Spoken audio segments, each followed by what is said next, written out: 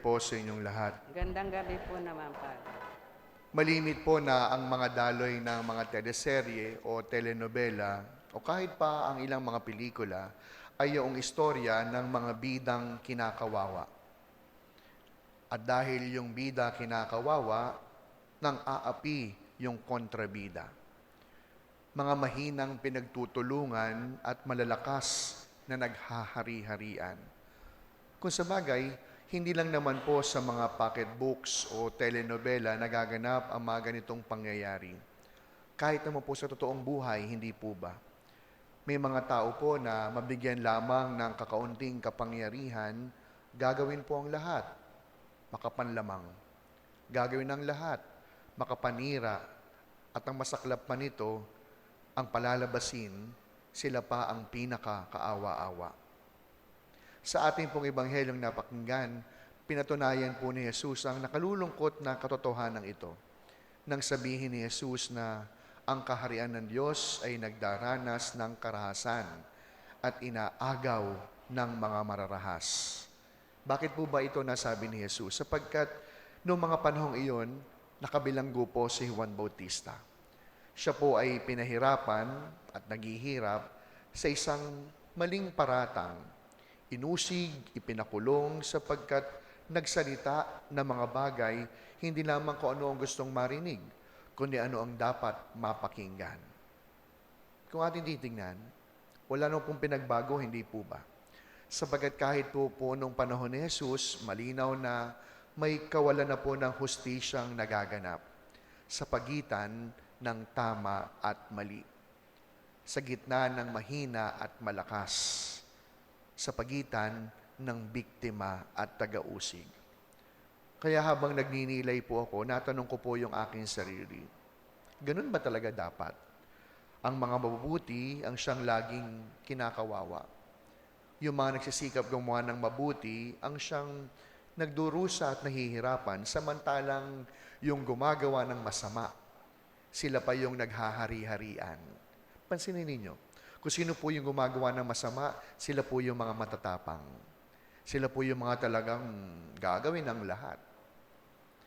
Kaya nga po, ano po ang siyang itinuturo sa atin ng ating pagbasa ngayong araw na ito?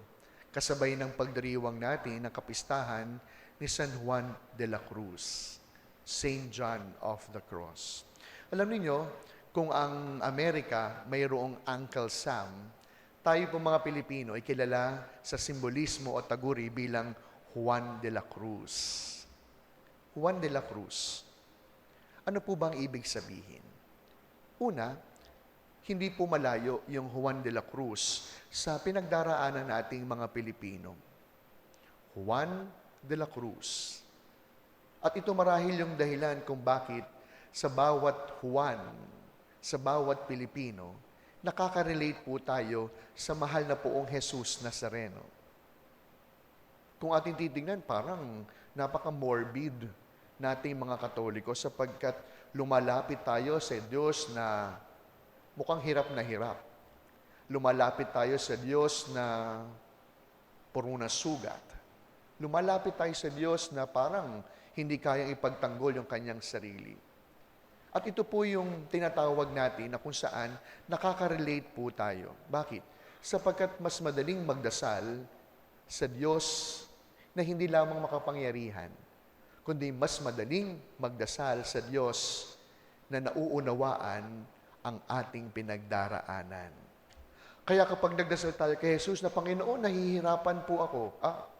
Alam niya ni Jesus. Kapag nagdasal tayo kay Jesus na, Panginoon, niloko at pinaasa po ako. Ramdam niya ng Diyos. Sapagkat anuman ang ating pinagdaraanan, yun ang kanyang naging karanasan. Pangalawa, hindi man maalis ng Diyos ang paghihirap sa ibabaw ng mundo. Pero, nakatitiyak po tayo, life may be difficult, but God is faithful. Yan po yung lagi nating tatandaan. Mahirap ang buhay, pero ang Diyos tapat sa kanyang pangako. Ang Diyos tapat sa kanyang salita. Hindi niya po tayo pababayaan. Pero meron pong paalala, lumaban ng patas. lumaban ng tama. No? Tabi-tabi. May mga tao, oo, nahihirapan. Bakit? Dahil sa kanilang maling kagagawan. Marami mga tao nagdurusa. Bakit? Dahil sa kanilang maling pagpili. Kaya nga po ngayong gabing ito, kung meron tayong mabigat na pinagdaraanan, huwag lamang nating panghawakan ng Diyos ay tapat. Dapat lumaban din tayo ng patas. Lumaban din po ng tama. Lumaban din ng may kabutihan. Nakagaya na nangyayari sa bawat kwento, oo, sa una, yung bida, kinakawawa.